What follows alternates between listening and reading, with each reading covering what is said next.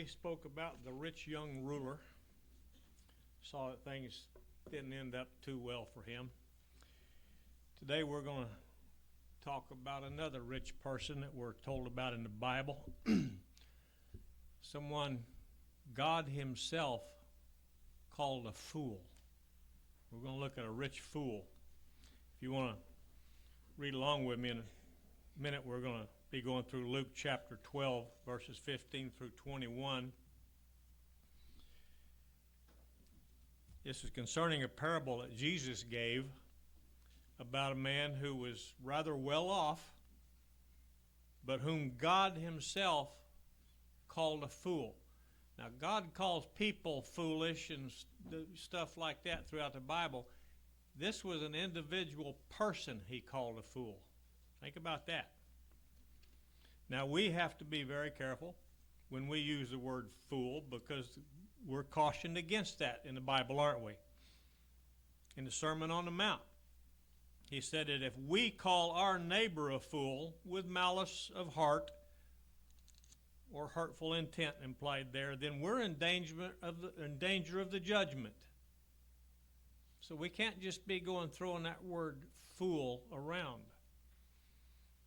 Of course, God, though, can call any man anything he wants, because God, not us, God can see infallibly into men's hearts, currently as well as in advance, can't he? He called this man a fool, but let's not let ourselves be guilty of freely using that word.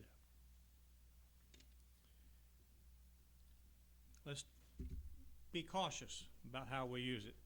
In Luke 12, verses 15 through 21, Jesus said there, "Beware and be on your guard against every form of greed, for not even when one has an abundance does his life consist of his possessions." And he told them a parable, saying, "The land of a rich man was very productive, and he began reasoning to himself, saying, 'What shall I do, since I have no place to store my crops?' Then he said, 'This is what I will do. I will tear down my barns and build larger ones. I will store my grain and my goods. And I will say to my soul, Soul, you have many goods laid up for many years to come. Take your ease, eat, drink, and be merry.' But God said to him, 'You fool, this very night your soul will be required of you, and now who will own what you have prepared?' So this man who stores up treasure for himself and is not, or so is the man who stores up treasure for himself and is not rich towards God." Think about hearing Jesus saying that about you. You fool. It's very instructive for us to look back up at the previous verses to see what caused Jesus to use this parable. He was in the process of teaching his disciples spiritual things. He was teaching very earnestly and energetically about serious spiritual matters. But all of a sudden, somebody in the crowd interrupted him apparently and said, "Master," in verse 13 of our reading there in Luke 12, "Master, make my brother divide his inheritance with me." Can you imagine how heart-wrenching or maybe heartbroken that was for Jesus to be interrupted that way? To be in a situation like that, to be teaching energetically, enthusiastically, and trying to impart some spiritual values and knowledge to these people. And all this man could think about, obviously, was seizing an opportunity to get Jesus to get involved so he could get some possessions. Don't know if it was money or property, tools, fishing poles, or what. He wanted part of that, his brother's inheritance, and wanted Jesus to get it for him. Now, evidently, it was not really a lawful arrangement that this man was seeking, because Jesus then proceeded to teach about covetousness. And in God's law, covetousness is illegal, isn't it? He said in verse 15, take heed and beware of covetousness. But first of all, he dismissed this all by saying in verse 14, man, who made me a judge or a divider over you? He answered that man just as curtly, apparently, as that man had interrupted him. Jesus didn't come to uproot or to change civil or familial type laws, did he? Or to interfere with those affairs. He came to teach about spiritual affairs. But he did take advantage of this situation to teach the crowd about covetousness, because that man had exhibited the very thing that he's talking about here. So he immediately dismissed the man and said, I'm not going to judge in that situation. That's not what I came to do. He said to the crowd in verse 15, beware and be on your guard against every form of greed or covetousness, didn't he? And wasn't greed or covetousness this guy's motivation for saying, Lord, make my brother give me this? All that man was interested in was possessions, more stuff. He was covetous. And covetous means to have an unlawful desire. Look it up. To covet something is to have an unlawful, according to God, desire for that thing. It's not wrong to desire things. It's wrong to desire to have more than we have for wrong reasons, though.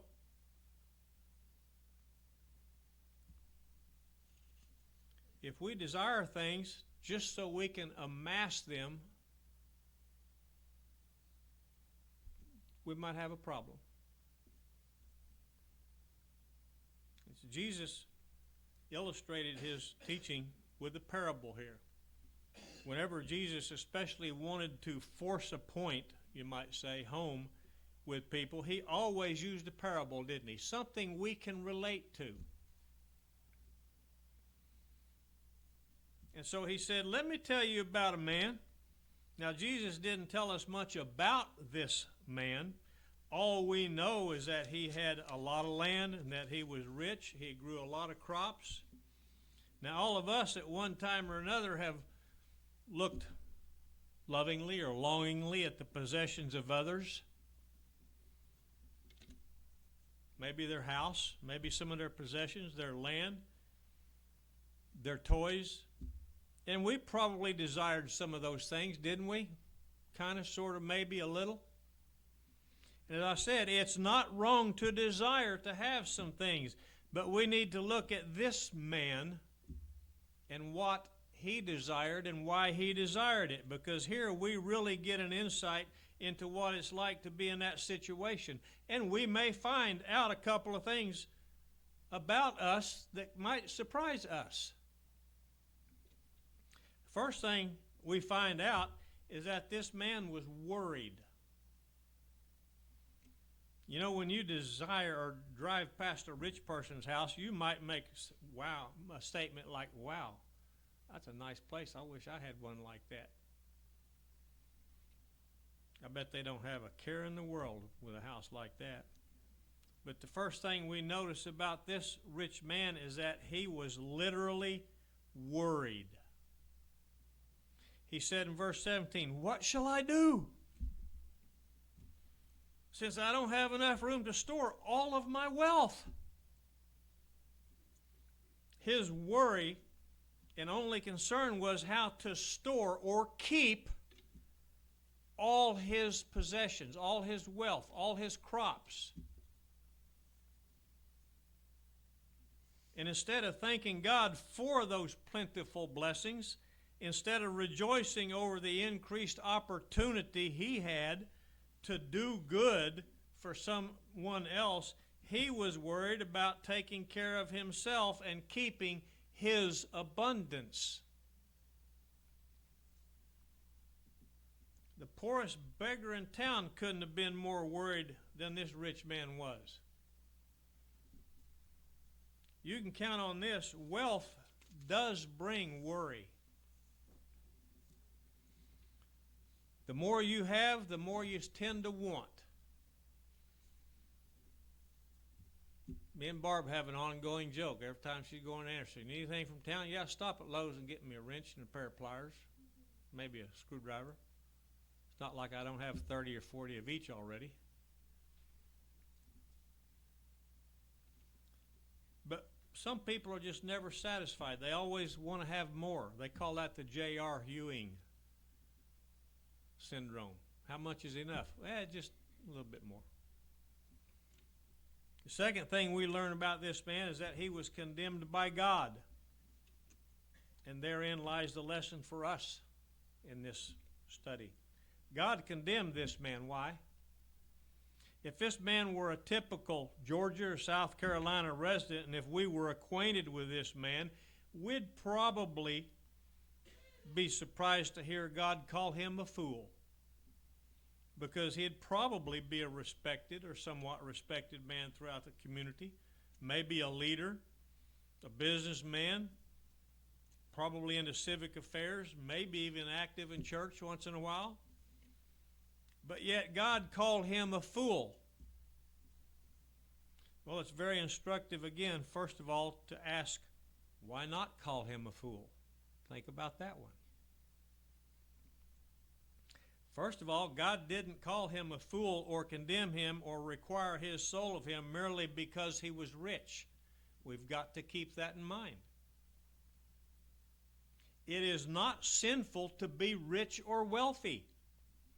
We ought to desire to be rich if we can be. And if we can use those riches for good to help others,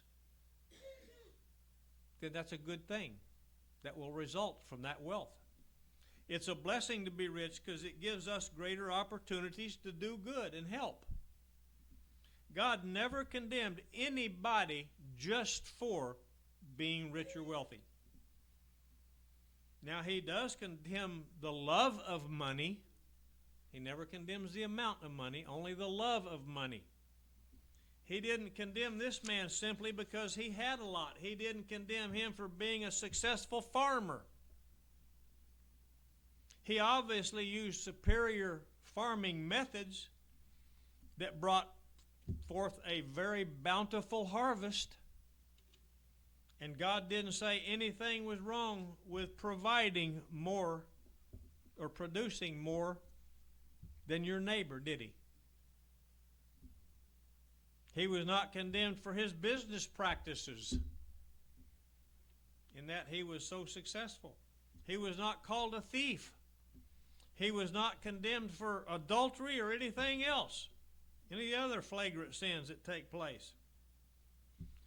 So no, this man wasn't condemned for any flagrant sin. So what was his problem? Why did God condemn him and call him a fool? You fool, he said. Well, when you think about it, it scares you, or should.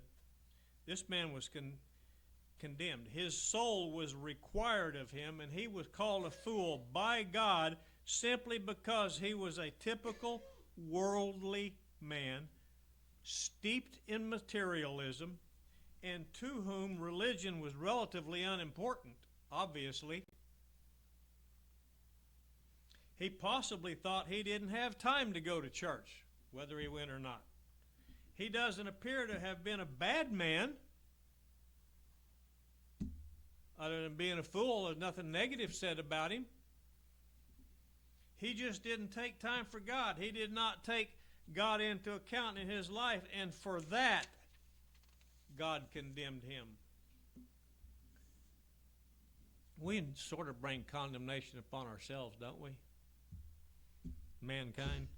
Let's look a little deeper into this man's life and see some aspects of his character that show us that what we're talking about is true and accurate. First of all, did you notice that he was all wrapped up in himself? verses 17 through 19, you can count the words I and my in that rich man's statement 11 times. 11 times in 3 short verses, he mentions I and my. That rich man only considered himself. That's all he was interested in. He was only interested in him. And you know, a person who's all wrapped up in his or herself makes a mighty small package, don't they? And that's what this man was. He's just a small little package. He said, what shall I do with my fruits and my goods, because I have no room to store them? He didn't say, well, I'll ask Kyle if I can store some of them over at his place. And I'll ask Marvin if he can store some of them for me, because they didn't grow nearly as much as I did this summer. Just totally wrapped up in himself. The rest of the world just didn't matter, and neither did God. So he thought that these crops were his and his alone. And in a good big sense, they were. As he said, God does not condemn a person for being rich. It's awfully tempting to be rich, but where the condemnation will come in is what you either do or fail to do with your wealth.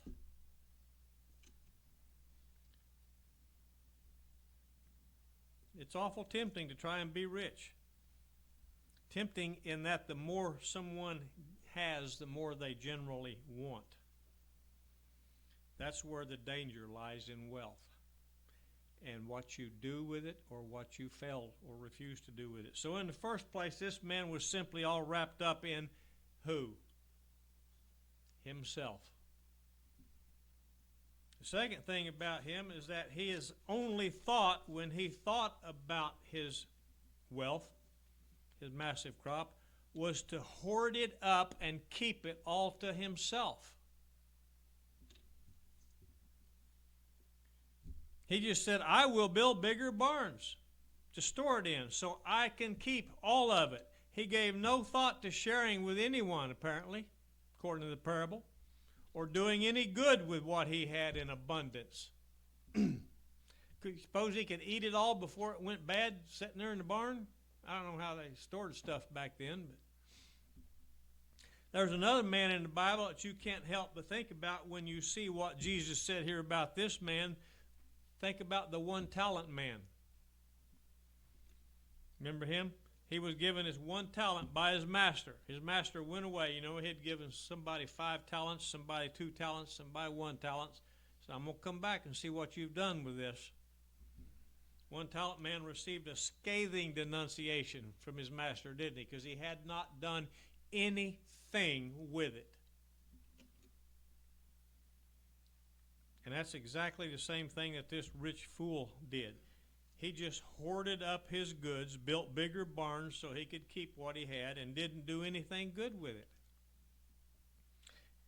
We ought to think about that as individuals, as well as the Lord's church, as a congregation. The Lord has received some of the most severe, or reserved some of the most severe language in the Bible for people who are blessed with abundance, but don't do anything good with it. They just herd it up or hoard it up, sit on it, store it, and keep it. That's serious food for thought, isn't it? No pun intended. We will answer to God for what we do and what we fail to do with what we have. Some of us right here have more than others.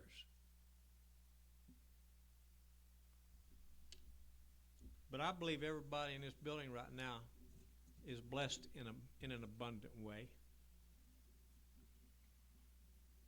But we can clearly see that this rich man instinctively hoarded up his abundance to keep it. He had absolutely no thought at all about God or about doing anything good with his property.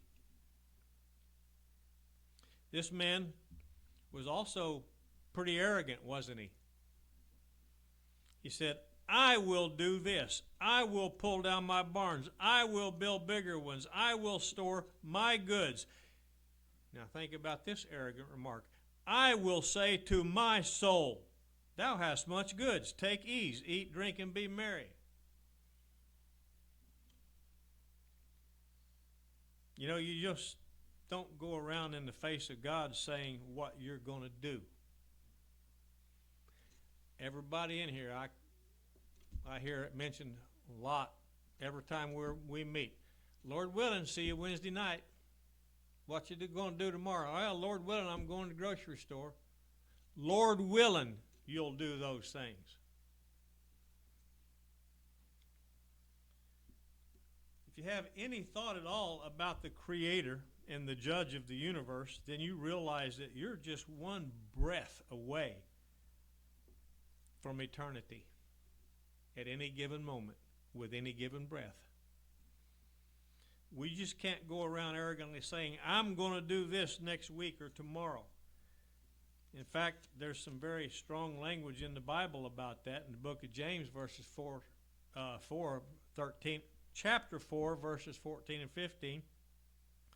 Come now, you who say today or tomorrow we will go to do such and such a city, and spend a year there, and engage in business and make a profit. Yet you do not know what your life will be like tomorrow. You're just a vapor that appears for a little while and then vanishes away. Instead, you ought to say, if the Lord wills, we'll go here and do this or that. And not only should we take the Lord into account in our business dealings, in our daily lives, we should be thanking Him in a constant way that we're simply alive and breathing and warm.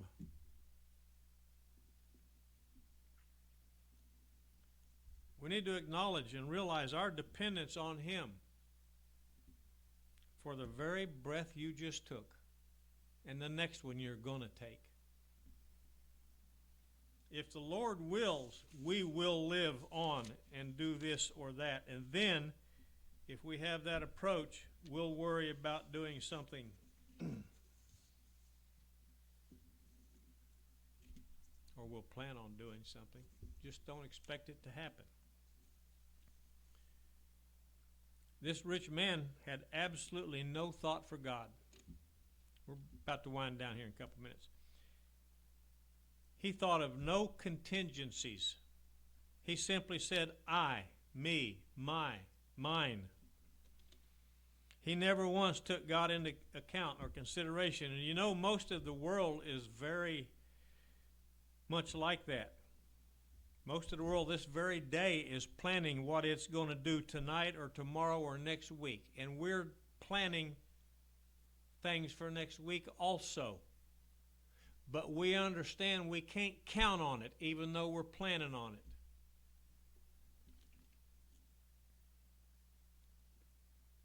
Notice another thing about this man.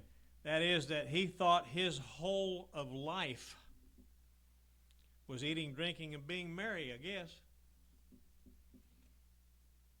He said so in verse 19 of our reading in Luke chapter 12. Now, there's nothing wrong with eating, drinking, if you're drinking the right stuff.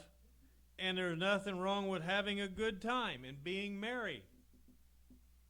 As long as we don't make that all that there is in our life.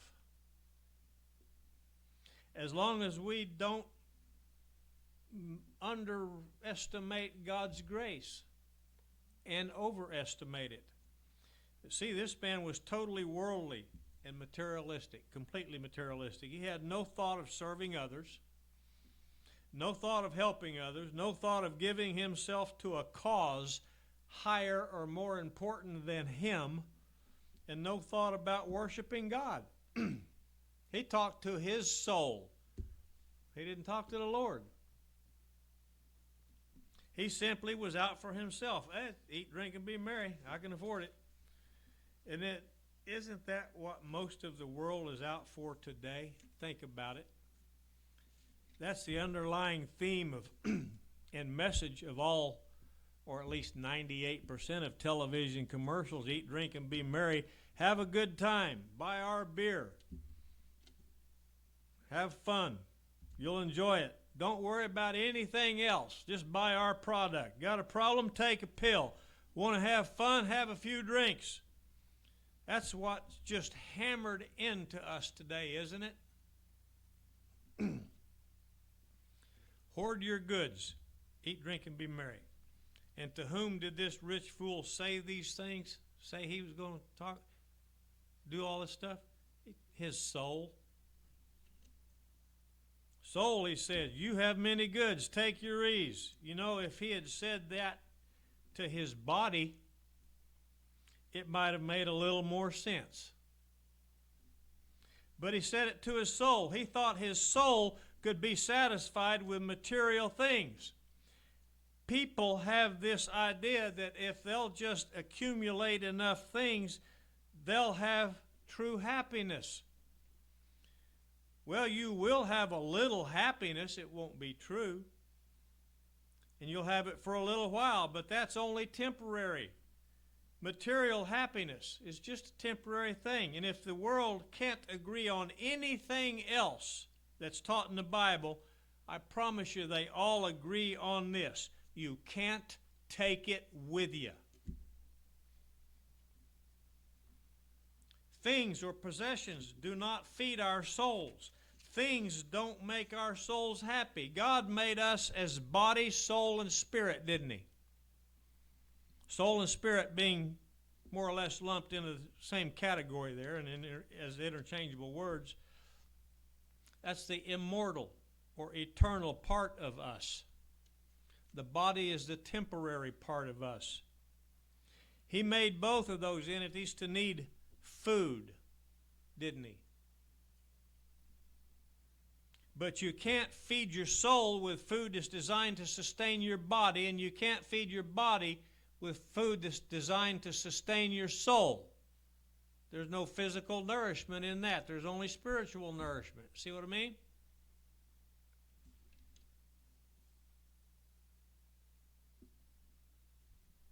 Now here's what feeds our soul. This is food for the soul. Didn't Jesus say, my meat, M-E-A-T, is to do the will of him that sent me? Well, that was to feed his soul, wasn't it? But he still had to eat to sustain his physical body. And so do we. We've got to maintain that distinction. There's two kinds of foods and two kinds of nourishments. One food is for the soul, a whole different kind of food is for the body. This guy's talking to his soul about what's going to nourish his body. You see his delusion there? He had it all mixed up. He told his soul, you got many goods laid up. Well, a bag of gold means nothing to your soul or your spirit, does it? A barn full of crops does not sustain our spirit. Only a proper relationship with God and a proper knowledge of his word can sustain a spirit or a soul. Now, what did God think about all this? What was his sentence? He interrupted the man's thoughts when he's talking to his soul. He said, you fool. Boy, I bet that got that old boy's attention, you think? The word fool is the Greek aphron, which means literally without reason, without a lack of common sense, without an ability to perceive reality. That's a pretty ugly, harsh word to use on somebody. It's like dumb, ignorant, idiot, and moron all rolled into one, isn't it? And that is what a fool is. Someone who's definitely out of touch with reality. A fool just doesn't realize the way things are. A fool is operating in a make-believe world that he made up and he believes in and wishes it was reality, but it isn't. The rich man had no thought for anybody or their needs other than his own, and he didn't even know what he needed. He didn't know God. He didn't thank God. He didn't praise God. He thought his wealth was all he needed, and that's why God called him a fool right there. And then God said, "This night your soul shall be required of you." That's a pretty firm statement, isn't it? Required. That's hard as steel. Your soul is required of you tonight. Well, here's the difference between a righteous person and this rich fool. I think about Paul. 2 Corinthians, several times he's made a statement like this. He says, "I'm ready to depart and be with the Lord. Whether I go or stay, I know it's going to be to my benefit." Read that a few times and let it sink in. Paul said in 2 Corinthians 5, verse 8, "If I were present in the body, if we're present in the body, we're absent from the Lord."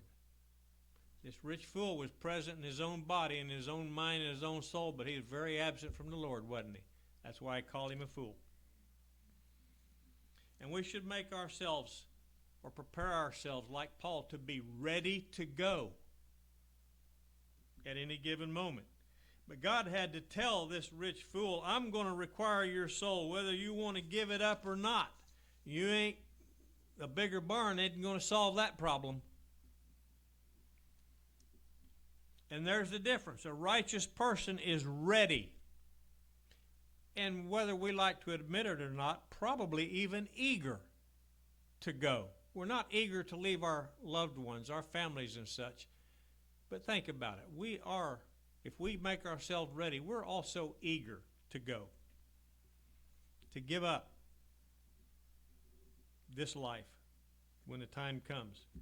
But this rich fool wasn't ready. God had to take his soul. What a terror it must be to leave this world in such a condition.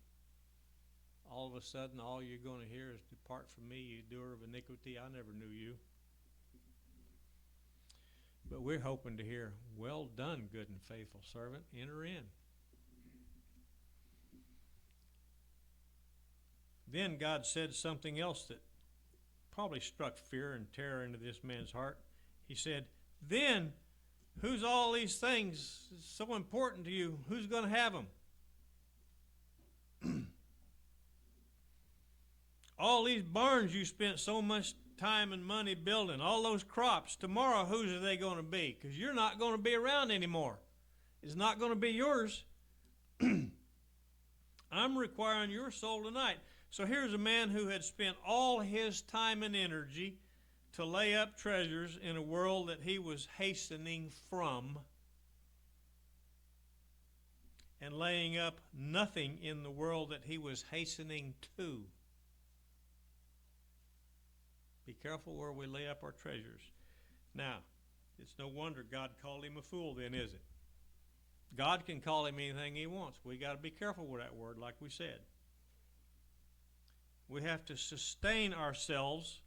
We have to sustain our families physically and provide for them. So we need to lay up some stuff in this life and in this world. But we also need to be laying up a treasure in heaven, don't we?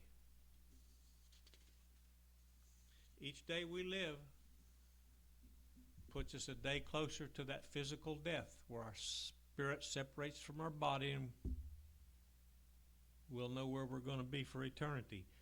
We will leave this world and we won't take anything, none of my wrenches, screwdrivers, pliers, or fishing poles are going with me. We've got to lay up our heavenly treasures in advance. It's like a savings account. You make deposits on a regular basis so you can achieve your goal of saving so much money to retire on, right? We've got to make spiritual deposits in our minds and our hearts on a regular basis to build up that savings account so we can be saved.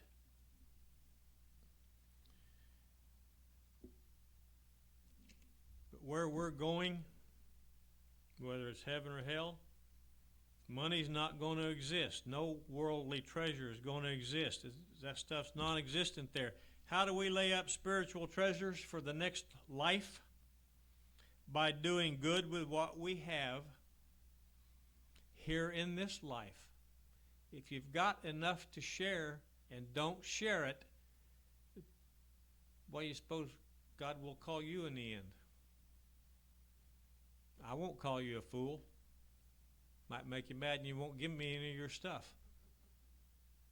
But if you have an abundance and you have never shared it with someone who lacked or was in need, what do you suppose you're going to be called? This man had a marvelous opportunity to do good. He could have fed a lot of people without depriving himself or his own family of anything. But all he could think about was him and what was his. And the application is in verse 21. It says, "So is the man who stores up treasure for himself and is not rich towards God." Notice very carefully that Jesus did not say, "So is he who lays up treasure." It's not a sin to lay up treasure. What you do or refuse to do with it can constitute the sin. Jesus says, "So is he that lays up treasure for himself." That was the problem of this rich fool. He was centered only on himself. How are we centered today? If our soul is required of us tonight, will we be ready and eager? Let's make sure we're always ready and eager to go be with the Lord. If anybody has anything they'd like to share with the congregation this morning, something we're not aware of, or you got a prayer request, anything at all, make your need known while we stand and sing our closing song. Have you been to Jesus?